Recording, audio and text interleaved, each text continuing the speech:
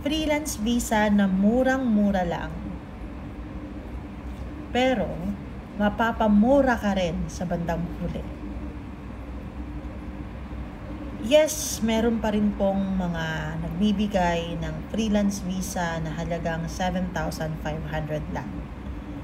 At kaya po namin kayong tulungan dyan para malaman naman, kasi yun lang naman po yung budget nyo eh. Yun lang po yung gusto nyo lang naman mag-stay dito ng another 2 years, pero yun lang yung budget ninyo.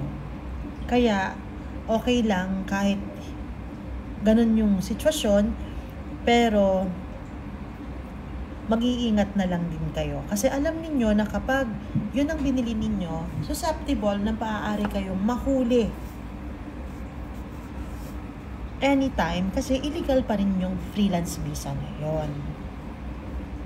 Plus, don't expect na mabe-verify ang contract ninyo. Kasi paano ba nila ginagawa yan? They will open a company and then after 1 year, they will close this as well. Kasi hindi naman totoong negosyo yung binuksan nila.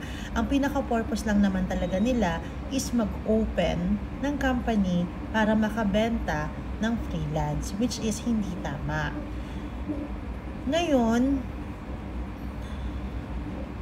kung tatanungin ninyo na mabe-verify ba yung contract nyo, ang sagot doon, hindi.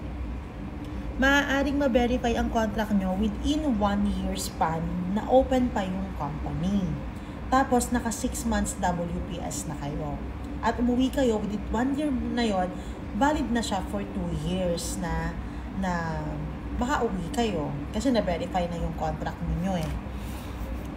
Pero, kung ang tatanungin ninyo is, mabe-verify ba 100% yung contract nyo, makakauwi ba kayo 100% sa Pilipinas, or magtutuloy-tuloy ba yung WPS nyo? Ang sagot doon, maaaring hindi magtuloy-tuloy ang WPS, maaaring hindi kayo makauwi, maaaring hindi kayo ma-verify ang contract kasi hindi naman talaga existing yung company na yon. Wala yung website, wala siyang company at all. Binuksan lang siya para magbenta ng freelance at ng partners visa. Yan yung ginagawa ng iba't ibang lahi.